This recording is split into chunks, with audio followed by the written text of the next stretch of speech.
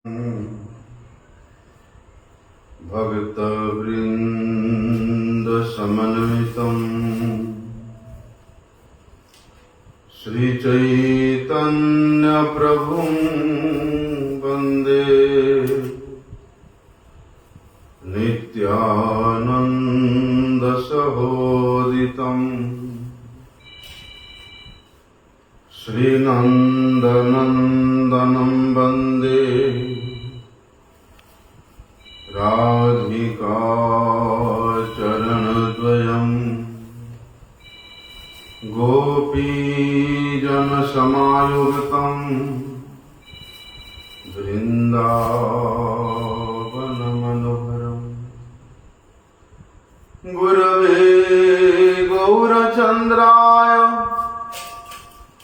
राधिकाय तदालये कृष्णाय कृष्णभक्ताय तद्भक्ताय नमो नमः। वाञ्छाकल्पतरुर्भ्यश्च कृपा सिन्धुभ्यैव च पतितानां पावनेभ्यो वैष्णवेभ्यो नमो नमः।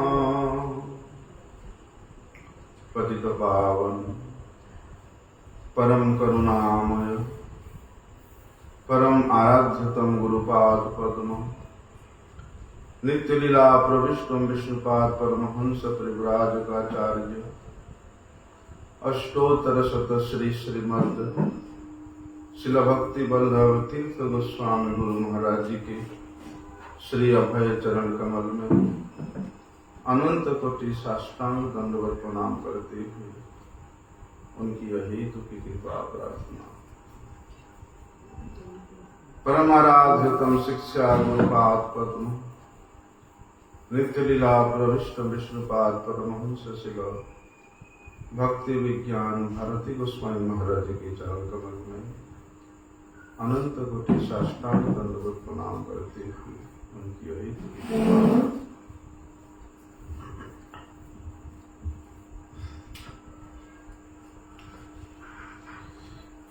प्रहलाद महाराज बड़े सुंदर बात कह रहे हैं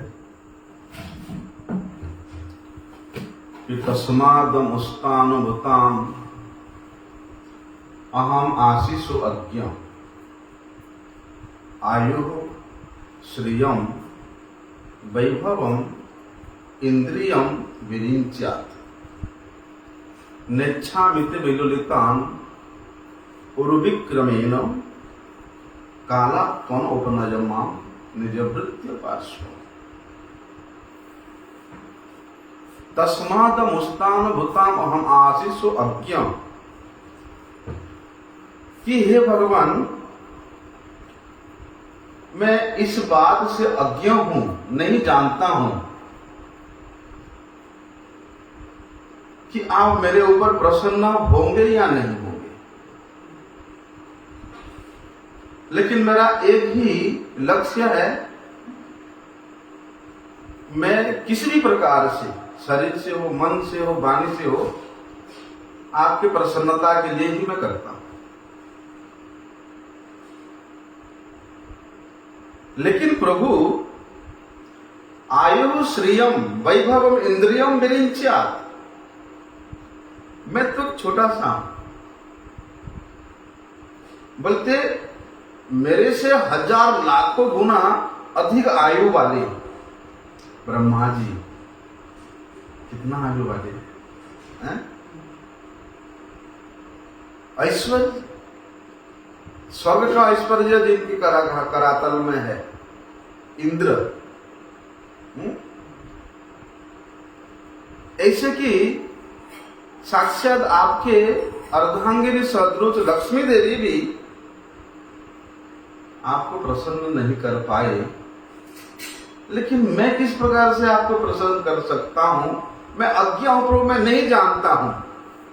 लेकिन हाँ, नेच्छामित विलुलितान उर्विक्रमेण,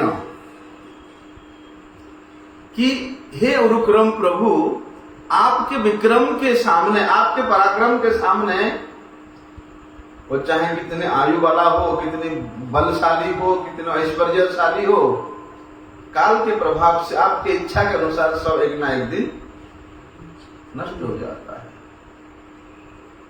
लेकिन कहते हैं कालात्मनो उपनयम माम निजभृत्य पार्श्वम, लेकिन हे प्रभु, आप मेरे ऊपर यदि प्रसन्न होंगे या प्रसन्न है तो मैं ना तो अधिक आयु का कामना करूंगा, ना ही संसार के सबसे बलशाली बनने का कामना करूंगा, ना ही ऐश्वर्यशाली बनने का कामना करूंगा। निजभृत्य पार्श्वम, मुझे तो प्रभु आप अपने चरणों के जो दास हैं, आपके जो भृत्य है, शुद्ध भक्त है, बस उनके संपर्क में रखिए, उनके चरण की छाया में रखिए, उनके संग में आपके महिमा को श्रवण कीर्तन करने का सुयोग प्रदान करते रहिए। अर्थात प्रहलाद जी महाराज त्रिलोकी के किसी भी पद पदवी का, ऐश्वर्य भोग का, यहां तक कि मुक्ति तक का भी कामना नहीं करके भगवान का एक छोटा सा दास बनना चाहते, उनके दासों का संग मांग रहे हैं। तो देखिए कितना अद्भुत है। वास्तव में जो व्यक्ति श्रीमद् भागवतम का निष्ठा के साथ अध्ययन किया है, वो व्यक्ति अच्छी तरह से जान सकता है कि मनुष्य जीवन का क्या लक्ष्य है, क्या उद्देश्य है। और श्रीमद् भागवतम में भक्त और भगवान के महिमा का उद्घोषणा करने के लिए भगवान के सत्यावेश अवतार श्री वेदव्यास मुनि ने इतना सुंदर सुंदर चरित्रों का वर्णन किया है। बोलते भगवान के भक्ति के सामने, भगवान के शुद्ध भक्तों के संग के सामने,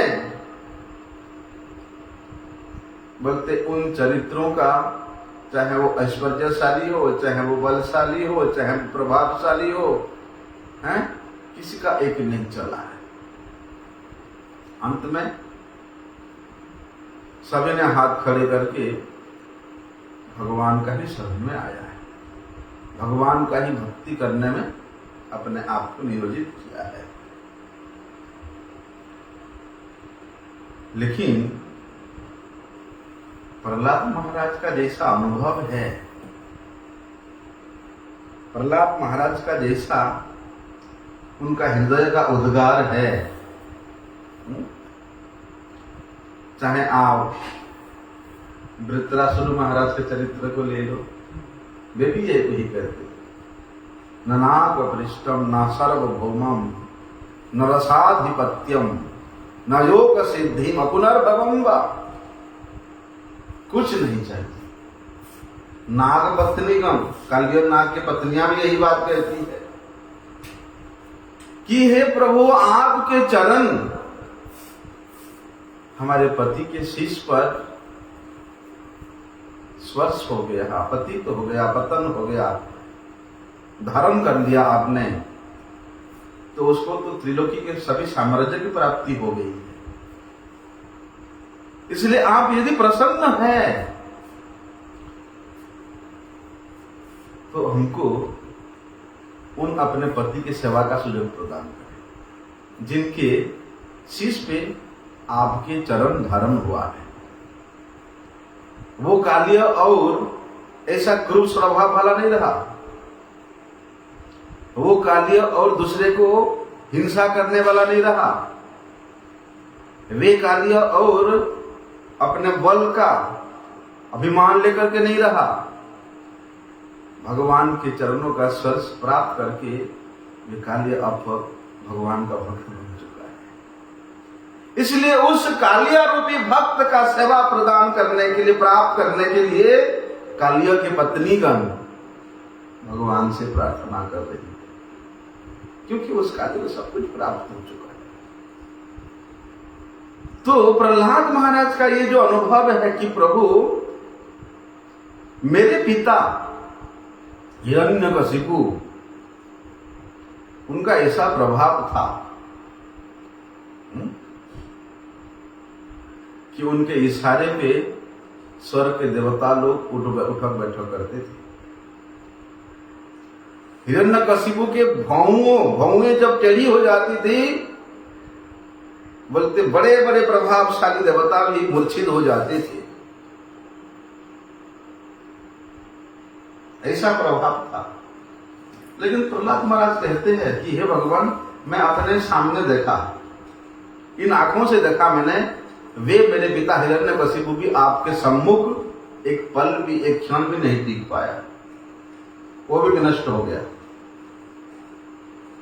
तो प्रभु मैं किस चीज की आशा करूं जब मैं ये सब देख रहा हूं? आप मुझे कहते हैं कि प्रहलाद, ये जो तमाम साम्राज्य है इसका अधिपति तुमको बनना पड़ेगा, तुमको इस साम्राज्य का शासक बनना पड़ेगा।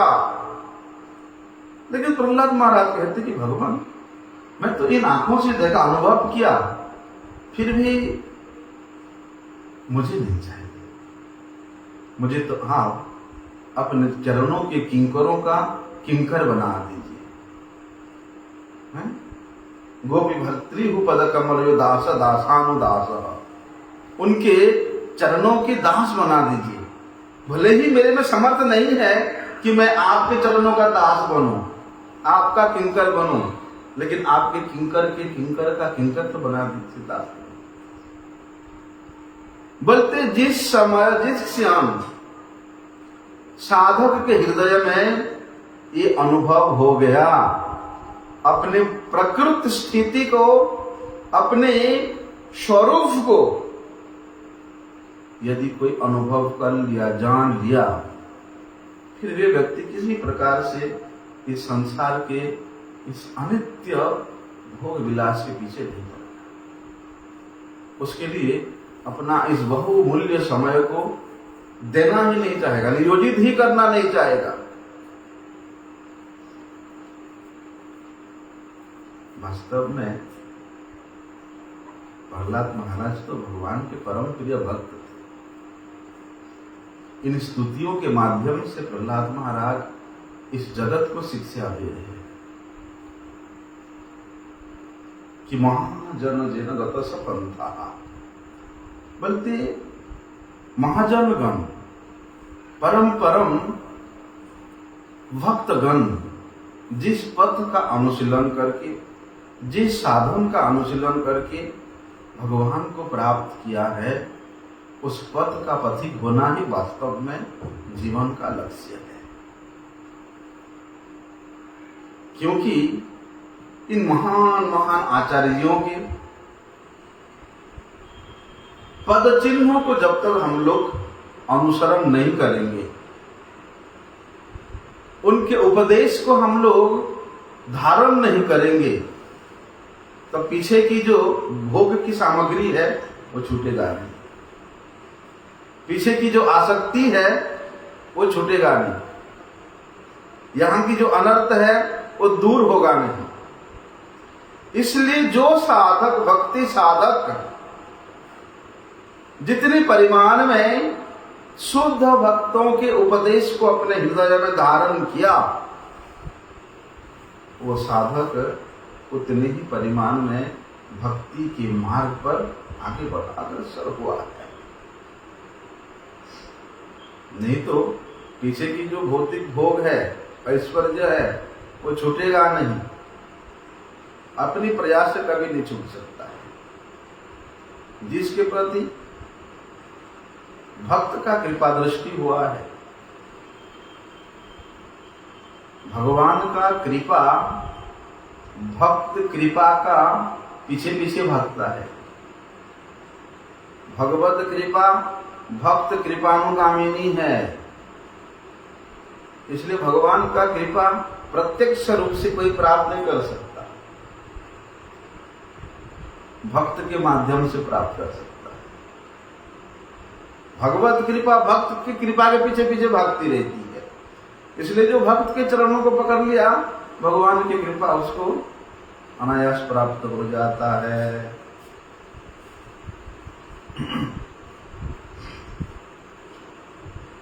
इस शरीर में हमारा जो आसक्ति है,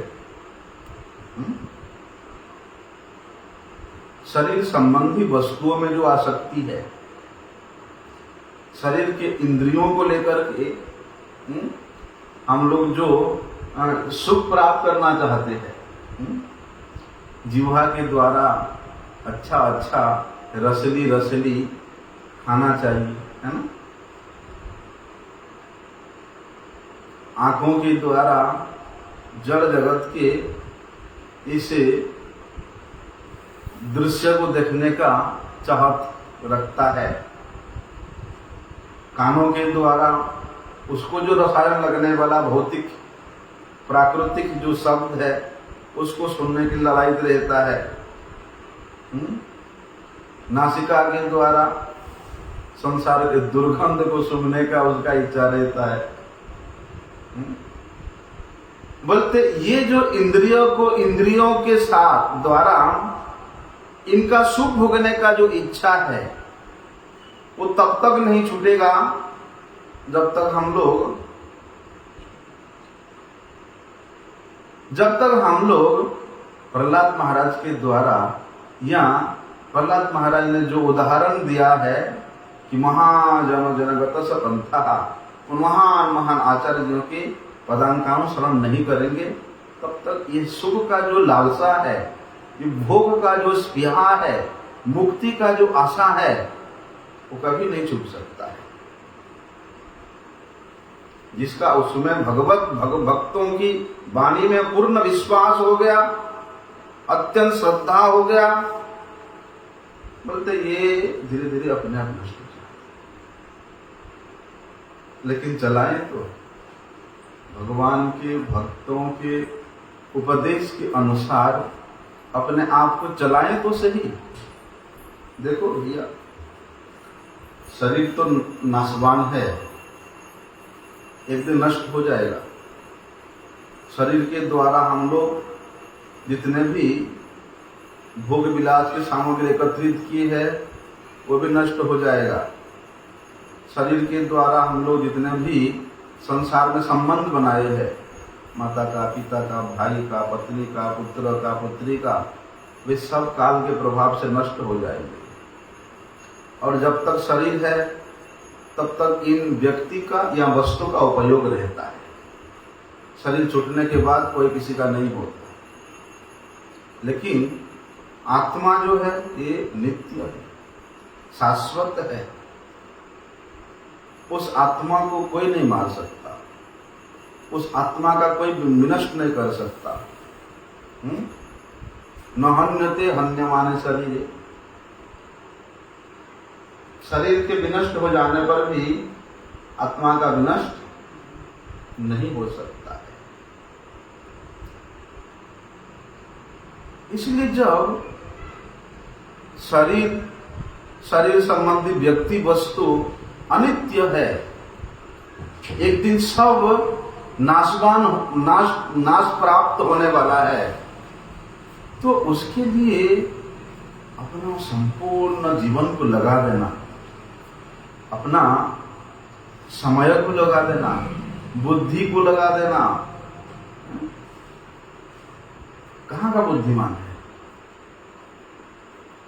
लेकिन जो नित्य शाश्वत आत्मा है, उसके कल्याण के लिए, उसके मंगल के लिए हम लोग कितना समय का उपयोग करते हैं, उसके लिए हम लोग कितना शक्ति सामर्थ्य लगाते हैं, कभी सोचा है? जितना चेष्टा है हमारा केवल इस जन्म के लिए है, बचपन से जन्म से ही माता पिता उस शिशु का परिपालन करते हैं। फिर माता पिता एक लक्ष्य लेकर के वो बालक को पढ़ाते हैं, और उसके पीछे तमाम जो चेष्टा रहता है क्या कि बड़ा होकर के हमारा बेटा ये नौकरी करेगा, इतना पैसे कमाएगा, इतना बाल बच्चा करेगा, इतना बड़ा परिवार करेगा। यही लक्ष्य लेकर के सभी करते हैं। चलो अच्छी बात है भैया, कोई अच्छा बन गया, ऐश्वर्यशाली बन गया, बलशाली बन गया, सौंदर्यवान बन गया है, और सारा जीवन इसी के पीछे पड़ा रहता है। लेकिन उसके बाद आफ्टर डेथ उसका क्या तैयारी है? ऐसे नहीं कि वो भी समाप्त हो जाएगा या हमेशा वो जो भोग वस्तु मिला है वही हमेशा मिलेगा। इसके बाद क्या तैयारी किया उसने? मृत्यु के बाद की तैयारी। लोग बोलते हैं अरे कौन देखा है, जो मर गया वो तर गया, ऐसे बोलते हैं। नहीं, वास्तव में इस जन्म में जीव को जो कुछ भी मिलता है, सुख हो, दुख हो, मान हो, सम्मान हो, प्रतिष्ठा हो, पद प्रतिष्ठा ही क्यों ना हो, वो सब हमारे पहले जन्म के कर्म के अनुसार मिलता है। जिस प्रकार बिना चेष्टा किए हुए जीवन में दुख आता है, दुख को कोई आमंत्रण नहीं करता, बिना चेष्टा किए उसके जीवन में दुख आता है, ठीक उसी प्रकार बिना चेष्टा किए ये अनित्य सुख भी उसके जीवन में आता है, यदि पूर्व जन्म का कर्म उसका उसी प्रकार है। लेकिन उस पूर्व जन्म में उसने जो क्रिया किया, जो कर्म किया, उसके फल स्वरूप उसको इस जीवन में सुख दुख मान सम्मान पद प्रतिष्ठा मिल रहा है। लेकिन ये तो अनित्य है। यहां जो मिला उसको पहले जन्म के किए के अनुसार, ये तो अनित्य है। यदि पहले जन्म में उस व्यक्ति ने अगले जन्म की ये तैयारी करता जिसकी कभी नाश नहीं है, जिसका कभी विनष्ट नहीं है, उस आत्म कल्याण के लिए यदि वो व्यक्ति प्रयास करता, चेष्टा करता, वास्तव में वही ही बुद्धिमान है। इसलिए जो बुद्धिमान व्यक्ति है वो शरीर के सुख के लिए प्रयास नहीं करता, आत्मा के सुख के लिए प्रयास करता है। लोग बोलते हैं अरे पढ़ा लिखा है, जवान है, हट्टा कट्टा है, अच्छा खासा नौकरी करके पैसे कमा करके परिवार चला सकता था, मूर्ख है, इतना योग्यता होते भी सब छोड़ करके बाबाजी बन गया। लोग बोलते नहीं, अरे नहीं, मूर्ख तो तुम ही हो, हैं? बोलते आत्मा के सुख के लिए जिसका प्रयास है, आत्मा के प्रसन्नता के लिए जिसका प्रयास है, वास्तव में वही व्यक्ति ही बुद्धिमान व्यक्ति है। अनित्य वस्तुओं के लिए चेष्टा करना, प्रयास करना, ये तो मूर्खामी है। तो प्रहलाद महाराज इस बात को कहते हैं कि आयु श्रियम विभवम इंद्रियम विरिंचात, कि हे भगवान मैंने देखा ब्रह्मा जी जैसा इतने आयु प्राप्त करने वाला भी आपको प्रसन्न नहीं। या आपने आपके जो वरद हस्त मेरे शीश पर रखे हैं, वो हस्त आपने उतनी आयु वाला ब्रह्मा जी के शीश पे भी कभी नहीं रखा। तो दीर्घायु होने से ही भगवत प्राप्ति हो जाएगा, भगवान प्रसन्न हो जाएंगे, ऐसी बात नहीं। बोलते उनका भी आयु एक दिन नष्ट हो जाता है। और हम लोग तो उन ब्रह्मा जी के हिसाब से एक निमिष काल भी हमारा जीवन की अवधि नहीं है, किसी गिनती में भी नहीं आता मनुष्य के जीवन की अवधि ब्रह्मा जी के हिसाब से। स्वर्ग के देवताओं के हिसाब से तो उसी प्रकार है, जैसे वो पतंगा उड़ती ना बारिश के दिन में, उसका 2.5 मिनट का उसका जीवन काल होता है। बस वो उड़ा, उसका पंख टूटा और वो मर गया। तो उस पतंग का जीवन का अवधि जो समय है 2.5 मिनट है। तो देवताओं के हिसाब से, स्वर्ग के देवताओं के हिसाब से इस मर्त्य भूमि के जो मनुष्य है उसका भी जीवन की अवधि कितना है? मात्र 2.5 मिनट है। ये 2.5 मिनट समय अपने जीवन काल को लेकर के हम लोग कितना तैयारी करते हैं कि मैं ये कर दूंगा, वो कर दूंगा, ऐसा कर दूंगा, वैसा बन जाऊंगा। ये उसका मूर्खामी नहीं है, मूर्खता नहीं है। इसलिए कहते भैया खड़वांग महाराज को देवताओं ने पूछा कि खड़वांग महाराज कौन थे? ये इस मध्य भूमि के प्रभावशाली राजा थे और इनका इतना प्रभाव था, इतना बल था कि ये जब असुरों के विपक्ष में, देवताओं के पक्ष में ये जब युद्ध करते थे तो असुर लोग परास्त हो जाते थे। जहां पर देवताओं का नहीं चलता था, इंद्र का नहीं चलता था, वहां महाराज खड़वांग खड़े रहते थे टंट के। तो हजारों वर्ष तक देवताओं के पक्ष में असुरों के विरुद्ध में युद्ध किया। इनके युद्ध करने के फलस्वरूप राक्षसों ने स्वर्ग को अधिकार नहीं जमा पाया। जब युद्ध समाप्त हुआ तो देवताओं ने खड़वांग महाराज को कहते हैं कि हम सब देवता आपके ऊपर प्रसन्न हैं, आप जो चाहो वो मांगो। अब युद्ध करते करते हजारों साल बीत चुका था। खड़वांग महाराज कहते अच्छा पहले मेरा जब जीवन का समय कितना बचा वो बताओ। देवताओं ने कहते हैं कि आपके जीवन की जो अवधि है मात्र 1 निमेष काल बचा है। 36 सेकंड बचा है।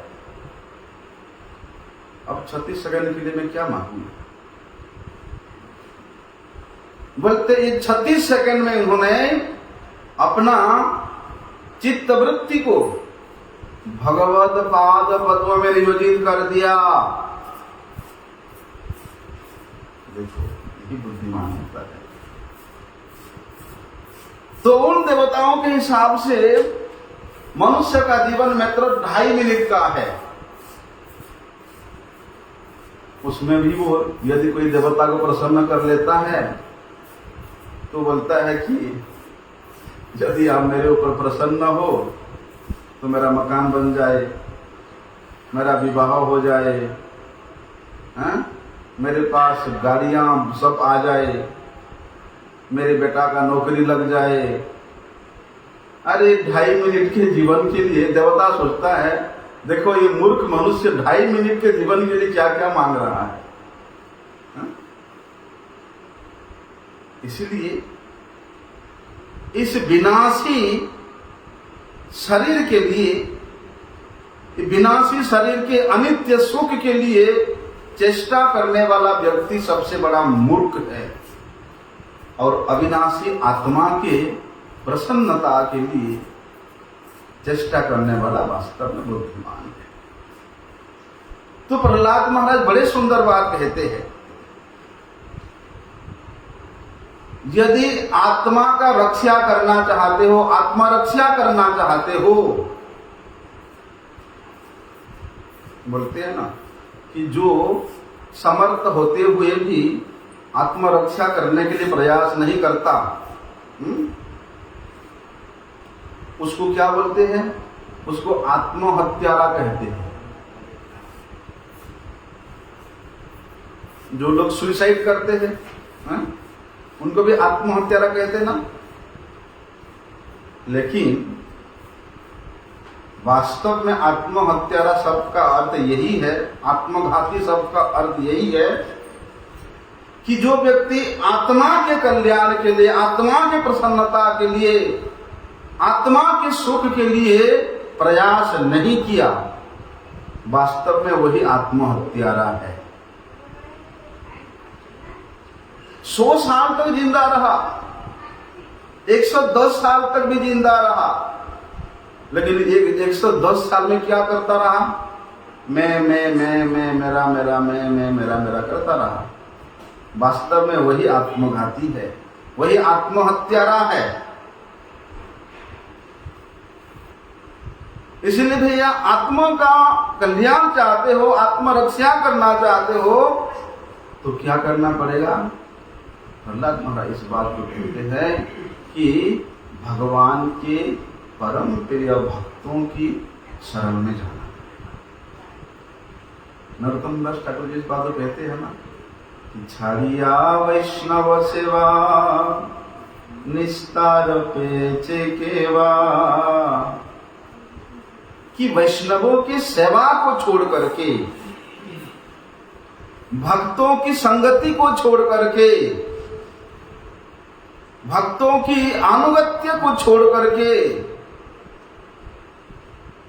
किसी शास्त्र में, किसी पुराण में, किसी इतिहास में नहीं है जो इस संसार से निस्तार प्राप्त करके भगवत धाम को वापिस गया है। अरे भगवान के भक्तों की चरणों की अनुगति के बिना तो संसार जरा खत्म नहीं होता, और भगवत पाद पद्म प्राप्त तो बड़ी दूर की बात है। इसलिए जब निष्कपट रूप से, जिस क्षण से, जिस समय, जिस दिन से साधक निष्कपट रूप से भगवान के शुद्ध भक्तों की अनुगत्य स्वीकार करता है और भक्त लोग उसे भगवान के चरणों में समर्पित कर देते हैं, वास्तव में उसी दिन ही उसका अनर्थ की निवृत्ति हो जाता है, संसार की आसक्ति छिन्न भिन्न हो जाता है और भगवान की सेवा करने का अधिकार प्राप्त कर लेता है। इसलिए छाड़िया वैष्णव सेवा, वैष्णवों के सेवा को छोड़कर के, वैष्णव सेवा का सबसे बड़ा अर्थ क्या है? भगवान के भक्त लोग, वैष्णव लोग कभी अपना शरीर की सेवा में भगवान के सेवा को नियोजित नहीं करते। सेवा का परिपाटी है, सेवा का मतलब होता है कि प्रीति के साथ जो होता है, संबंध के साथ जो होता है, लगाव के साथ जो होता है, वहीं पर सेवा होता है। ददाति प्रतिगृहाति गुह्यम अच्छाति पुच्छति भुंक्ते भुजयते चैव, बोलते ये 6 माध्यम से भक्तों की सेवा होता है, वैष्णवों की सेवा होती है। ददाति प्रतिगृहाति, अभी जो भक्त है उसका तो संसार आसक्ति मिट चुका है, शरीर आसक्ति मिट चुका है, अनित्य वस्तुओं के प्रति रुचि खत्म हो चुका है। तो भक्त को यदि अनित्य वस्तु दोगे तो उसका सेवा नहीं होगा। बोलते हम जी वैष्णव सेवा करके आ रहे हैं, हम वैष्णवों को कपड़े दिया, जूता दिया, अच्छा अच्छा मिठाई खिला करके आया, वैष्णव सेवा करके आए। अरे जो वैष्णव वो सब चीजों को छोड़ चुका है, जिसमें उसका कोई लगाव भी नहीं है, लेना देना नहीं है, वो वस्तुओं को देकर के तुम वैष्णव सेवा कर सकते हो? ददाति। वैष्णव सेवा का मतलब है कि वैष्णवों के पास जाकर के अत्यंत श्रद्धा के साथ, परम विश्वास के साथ भगवान के विषय में जिज्ञासा करो, आत्म कल्याण के बारे में उनसे पूछो। ददाति, ये प्रदान करो। प्रतिगृह्णाति, उनसे लो। इसके बदले में वे क्या देंगे? आपको नहीं देंगे, जा बेटा तेरा कल्याण हो गया। वहां कल्याण का मतलब क्या है? कि तेरा बीमारी ठीक हो जाएगा। आजकल तो बड़ी पर्चियां चलता है भैया, पर्चियां वाले बाबा बहुत हो गए हैं। तेरा नौकरी लग जाएगा, तेरा बीमारी खत्म हो जाएगा, तेरा घर बन जाएगा, तेरा भूल उतर जाएगा। जो भक्त होते हैं, भगवान के परम प्रिय वैष्णव जन होते हैं, वो इस प्रकार अनित्य वस्तु किसी को नहीं देते। यद्यपि भक्त सब कुछ देने में समर्थ होता है, और भगवान ऐसे भक्त के लिए बोलते हैं कि मैं सभी प्रकार के मुक्ति को बचता हूं, कि जाओ मेरे भक्त को हाथ जोड़ करके बोलो, वो तुमको ग्रहण करेगा क्या? जाओ। लेकिन भगवान के भक्त उसको ऐसे करके भी नहीं देखते हैं। बिना मत सेवनम जना, मेरे भक्ति को छोड़ करके, मेरे सेवा को छोड़ करके दीयमानम न गृह्णन्ति, मैं देने पर भी ग्रहण नहीं करती है। अरे जो मुक्ति मोक्ष तक भी स्वयं भगवान याचना करने पर भी नहीं लेते हैं, उन वैष्णवों को, उन भक्तों को तुम संसार की कौन सी वस्तु दे करके सेवा कर सकते हो? इसलिए वैष्णव सेवा, भक्त सेवा का सबसे श्रेष्ठ परिपाटी यही है कि निष्कपट रूप से उनके पास जाकर के अपने कल्याण के बारे में, उनके आराध्य श्री श्री राधा कृष्ण की लीला के विषय में जिज्ञासा करो। छाड़िया वैष्णव सेवा निस्तार के, क्योंकि ऐसे वैष्णवों के संग में क्या होता है? वैष्णव संगते मन आनंदित अनुक्षण, सदा है कृष्ण पर संग। देखो, उन वैष्णव का सेवा करने के लिए जाएंगे तो क्या मिलेगा? वहां कृष्ण पर संग मिलेगा, कृष्ण कथा मिलेगा, कृष्ण कीर्तन मिलेगा, कृष्ण कीर्ति को श्रवण करने का सुयोग मिलेगा।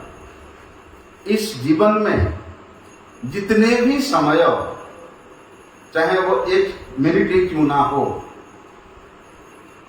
यदि शुद्ध भक्त के मुख से हम लोग कृष्ण कीर्ति का, कृष्ण यश का श्रवण किए हैं, वही 1 मिनट हमको इतना सुकृति कथित कर देगा कि अगले जन्म में शुद्ध भक्तों की संगति में प्राप्त। अब भक्तों की संगति के में ही तो भक्ति होती है। भक्तिस्तु भगवत भक्त संगे न परिजाय। ऐसे शुद्ध भक्तों की संगति में है वास्तव में भजन होती है, भक्ति होती है, सेवा के प्रति आग्रह होती है, निष्ठा होती है। वैष्णव के साथ में रहने से ना तो कथा कीर्तन में रुचि होगा, ना तो सेवा करने में रुचि होगा, ना कुछ ग्रंथ पढ़ने में रुचि होगा, ना हरिनाम करने में रुचि होगा। इसलिए नरोत्तम दास ठाकुर ने वैष्णव संघ की महिमा का गान किया है। इसलिए वैष्णव सेवा को, संघ को छोड़ करके कोई भी अपना कल्याण नहीं कर पाया है। इसलिए प्रहलाद महाराज क्या कहते हैं? इस जगत के थपेड़ों से यदि बचना चाहते हो तो क्या करना पड़ेगा? यही शरीर को भगवान के सेवा में लगाना, इन इंद्रियों को भगवान के सेवा में लगाना पड़ेगा। बोलते भगवान श्री कृष्ण को जानने का प्रयास करना पड़ेगा कि भगवान श्री कृष्ण ही परमेश्वर है। इसी अंधेरा में तो पड़े हुए हैं हम लोग कि भगवान कौन है, भगवान क्या वस्तु है, भगवान के साथ मेरा क्या संबंध है। इसी अंधेरा में पड़े हुए हैं और इसी अंधेरा से जो हम लोगों को उजाला की ओर ले जाता है वो है श्री गुरुदेव। शुद्ध भक्त जन ओम अज्ञानतिमिरान्धस्य ज्ञानांजन शलाकया। इस अज्ञान रूप अंधकार में पड़े हुए, कौन से अज्ञान में कि मैं कौन हूं, मेरा क्या कर्तव्य है, भगवान कौन है, भगवान के साथ मेरा क्या संबंध है, भगवान के भगवत्ता क्या है। बोलते ये जब तक हम लोग नहीं जानेंगे तब तक हम लोग इस तिमिर में, घोर अंधकार में पड़े रहेंगे।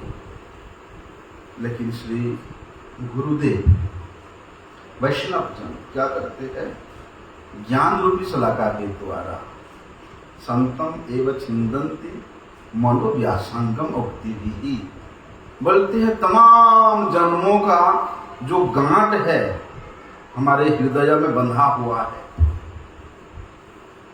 उस गांठ को किसी भी कला के द्वारा, कौशल के द्वारा, यंत्र के द्वारा, मंत्र के द्वारा नहीं खोला जा सकता। और जब तक वो गांठ नहीं खुलेगा तब तक फिर वहां जो अनर्थ भर के रखे हैं हम लोग उसको दूरीभूत नहीं कर सकते। लेकिन एक उपाय है उस गांठ को खोलने का, संतम एवं छिंदंती मनोव्यासंग मुक्ति भी। वे मन के गांठ को, वे हृदय के गांठ को, वे चित्त वृत्ति के गांठ को, जो मन, जो हृदय, जो चित्त वृत्ति केवल भगवान के लिए है, भगवान के प्रसन्नता के लिए है, भगवान को यहां विराजमान कराने के लिए है, उसको तो हम लोग गांठ बांध के रख दिए है।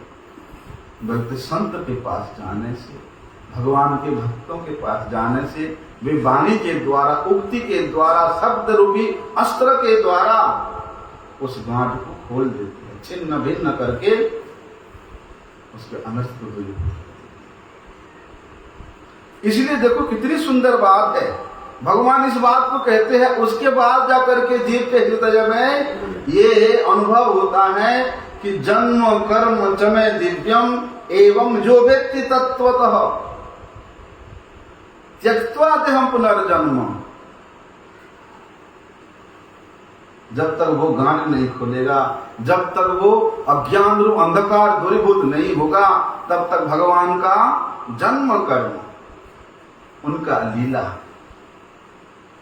उनका ऐश्वर्य, उनका प्रभाव, उनका माधुर्यता, उनका भक्त वात्सल्यता, ये गुण नहीं जान सकता कोई। और जो इस गुण को जान लिया तत्वतः, बोलते उसको फिर दोबारा इस भौतिक संसार में आकर के मां के गर्भ में 9 महीना अर्थात उस काल कोठरी में रहना नहीं पड़ता, और उसके बाद भी यहाँ के त्रिताप में जलना नहीं पड़ता, इस जगत के थपेड़ों से अपने आप को जर्जरित करना नहीं पड़ता। इसलिए बुद्धिमान व्यक्ति तो वही है जो सुख की कामना करता है। कौन सी सुख की? आत्म सुख की।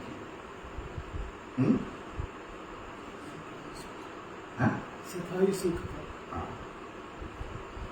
इसलिए जन्म कर्म चने दिव्यम, बोलते जो साधक ये जान लिया कि मेरा नाम, धाम, भक्त, मेरा ऐश्वर्य, मेरा प्रभाव, ये सब दिव्याति दिव्य है, परम चिन्मय है, तत्व से अगर कोई जान लिया तो फिर उसको दोबारा इस संसार में जन्म लेना नहीं पड़ता। तो प्रहलाद महाराज भगवान नृसिंहदेव के चरणों में यही प्रार्थना करते हैं कि हे प्रभु, मैं बड़े बड़े को देख लिया हूं, आपके कृपा से अनुभव भी कर लिया हूं। ब्रह्मा, इंद्र, चंद्र, वरुण, हैं? ये तो सत्वगुण में स्थित देवता है, इनको देख लिया। वे भी आपके सम्मुख आने को डरते हैं। आप अपने बरदर इनके हाथ, इनके सिर में कभी नहीं रखते। मेरे पिता हिरण्यकशिपु, उनका इतना प्रभाव था, वो भी एक क्षण में नष्ट हो गया, नहीं बचा पाया अपने आप से। कितना प्रयास था उसका, हिरण्यकशिपु का। इस प्रयास किस लिए था कि वे अपने साम्राज्य को बढ़ाना चाहता था, अपनी भोग की वृत्ति को बढ़ाना चाहता था, और उसके भोग की वृत्ति बढ़ाने में जो लोग सहयोग करने वाले राक्षस हैं, उनको सुख देना चाहता था, चाहे उसके लिए कुछ भी करना पड़े। भाई 10,000 वर्ष तक, हमारे मनुष्यों का नहीं, देवताओं का 10,000 वर्ष तक उस व्यक्ति ने तपस्या किया। पैरों के एक अंगूठी में खड़ा होकर तपस्या किया।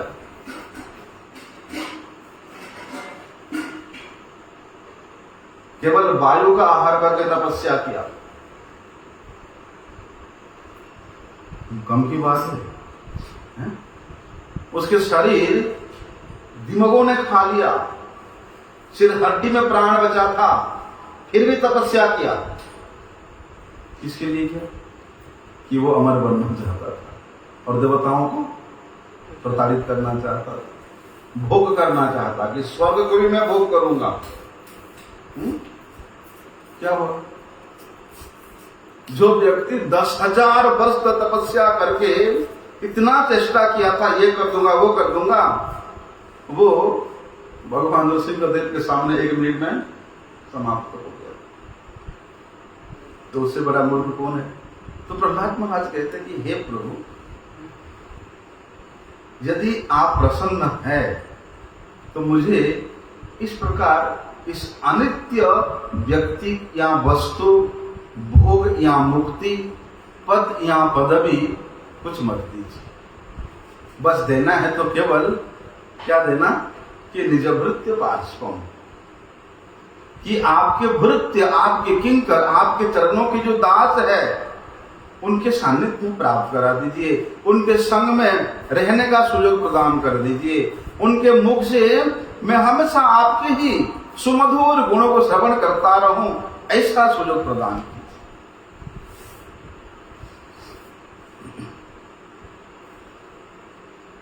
लेकिन हम लोग क्या अनुसरण कर सकते हैं? हम लोगों को एक प्रार्थना रहता है क्या? कौन सी आरती करते हैं? आरती में बोलते हैं ना, धन मिले, जन मिले, सब कुछ मिले। क्या? सुख संपत्ति घर आवे, सुख संपत्ति घर आवे, कष्ट मिटे तन का, कष्ट मिटे स्वामी जय जगदीश तन का। बस यही मांग रहता है हम लोगों को। जो सुख समृद्धि हाथ में आकर के भी ऐसे ऐसे संत लोग हैं। एक महाराज जी है, एक दिन में 3 परिक्रमा करते हैं, चैतन्य बाबा नाम है, करोड़पति घर के, करोड़ोपति घर के हैं। सब कुछ त्याग करके किस अवस्था में उन्होंने कितना वैराग्य के साथ भजन कर रहे हैं, देखकर पता चलता है कि ये परिक्रमा में, हरिनाम में, इस वैराग्य में जो सुख है, उस सुख के सामने उस करोड़पति घर का सुख तुच्छ लगा। तभी तो छोड़ दिया। तो प्रहलाद महाराज हिरण्यकशिपु के बाद ये संपूर्ण त्रिलोकी का साम्राज्य का अधिकारी बनने वाले थे।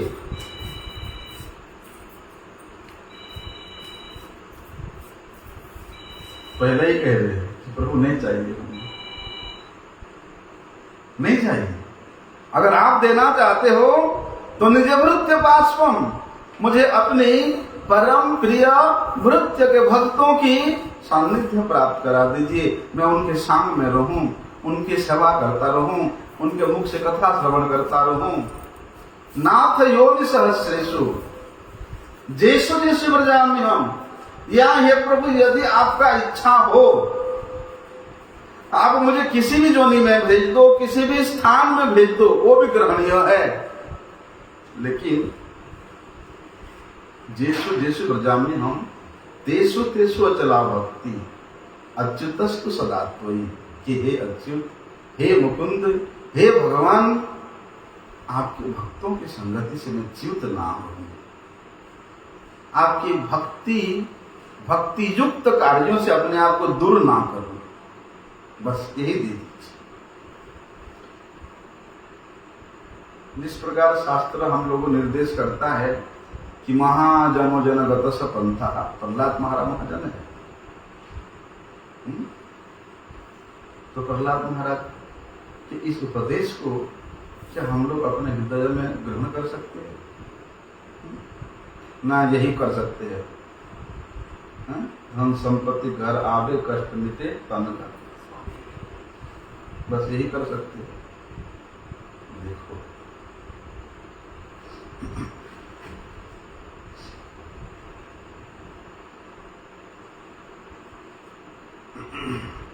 विशेष रूप से देखा जाता है, जो हायर क्लास का जो उन्नति है संसार में, वो 3 प्रकार का है।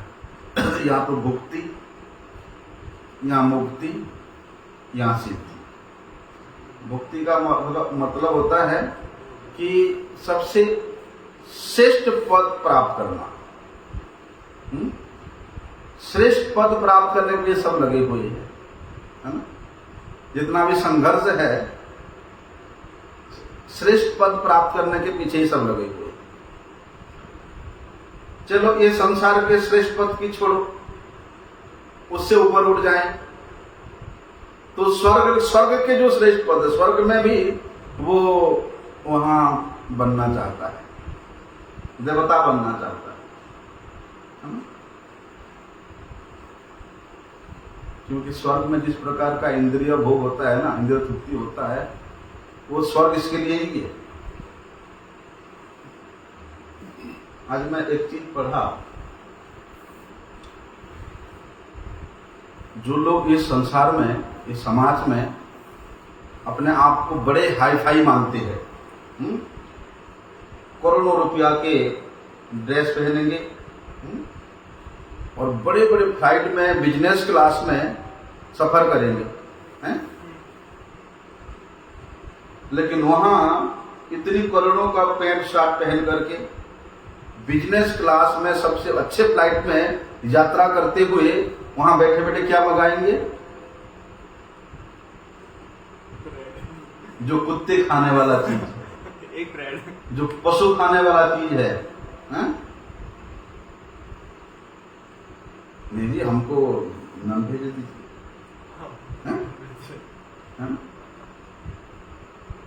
कुकर सुकर खाने वाला वस्तु को वहां मांग करेंगे, तो उससे बड़ा मूर्ख कौन है?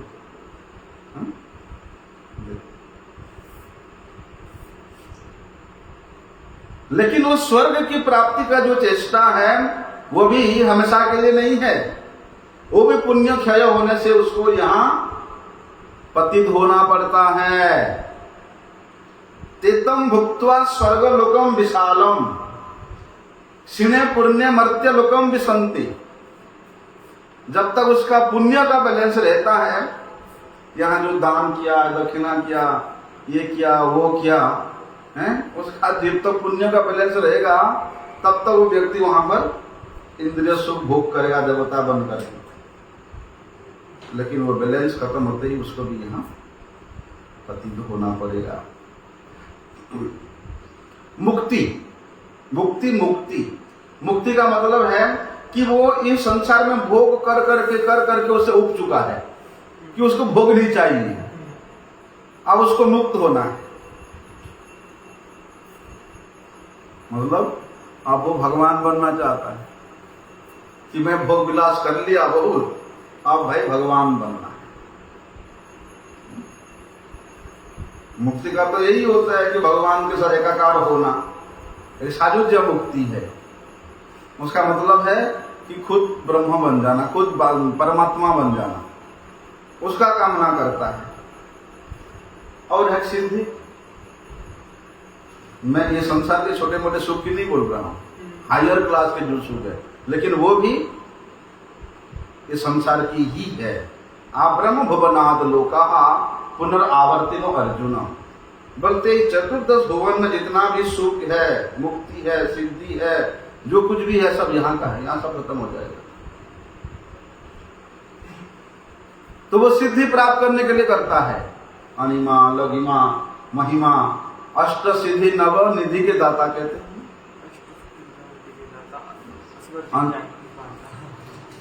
बस उसके पीछे पड़ जाता है बस।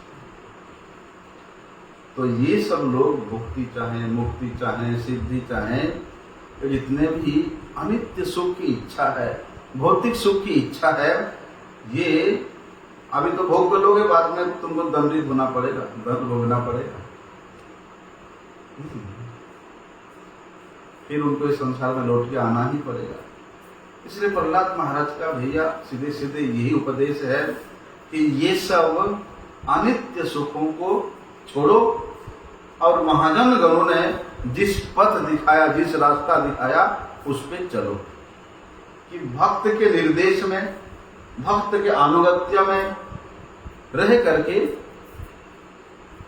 अपने आप का दास अभिमान करते हुए, दासाभिमान करते हुए सेवा करो, साधन करो, भजन करो। आगे का